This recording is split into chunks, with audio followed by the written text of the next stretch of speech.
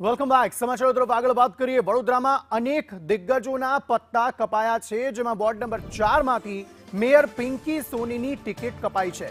નિષ્ક્રિયતાના કારણોસર ટિકિટ કપાયાની ચર્ચા છે. પિંકી સોનીને બદલે મધુ જૈન હવે ઉમેદવાર તરીકે નવો ચહેરો છે. જ્યારે વોર્ડ નંબર 7 માંથી ચેરમેન ડોક્ટર શીતલ મિસ્ત્રીનું પણ પત્તું કપાયું છે અને તેમના સ્થાને રણજીત રાજપૂત ઉમેદવાર તરીકે જાહેર કરવામાં આવ્યા છે. કૃણાલ શર્મા લાઈવ જોડાઈ ગયા છે આ અંગે વધુ વાતચીત કરવા માટે. કૃણાલ, વડોદરામાં શું સ્થિતિ, કોના કોના પત્તા કપાયા, કેટલા નવા ચહેરાઓ જેમને સ્થાન મળ્યું છે ઉમેદવારોમાં?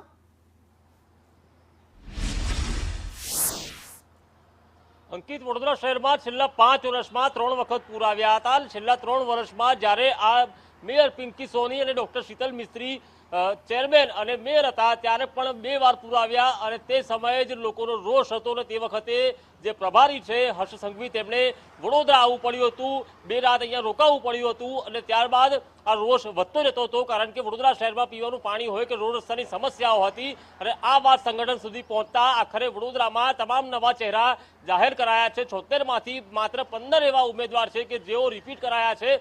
બાકીના 61 ઉમેદવારો એવા છે કે તમામને પત્તું કાપી નાખવામાં આવ્યું છે, ઘરે બેસાડી દેવામાં આવ્યા છે. તેમાં મેયર પિંકી સોની કે જેઓ નિષ્ક્રિયતાના કારણે તેમનું પત્તું કપાયું છે અને તેમની સામે મધુ જૈન છે, તેમને ટિકિટ અપાઈ છે. જ્યારે સ્થાયી સમિતિના અધ્યક્ષ ડોક્ટર શીતલ મિસ્ત્રી કે જેઓ પૂર સમયે એવું બોલ્યા હતા કે લોકોએ જાતે દોરડા અને ટાયરની વ્યવસ્થા ઘરમાં કરી લેવી, આ વિવાદાસ્પદ નિવેદન ખૂબ જ ચર્ચામાં આવ્યું હતું અને આખરે તેમનું પત્તું કપાયું છે.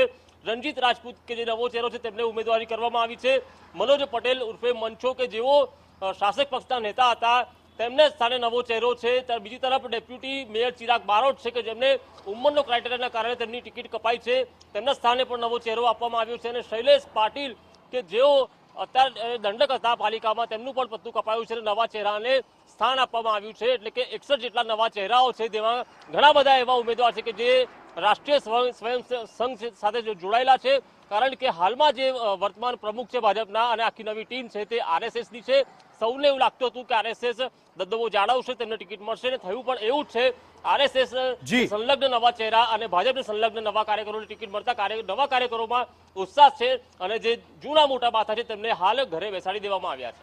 આભાર સમગ્ર માહિતી આપવા માટે.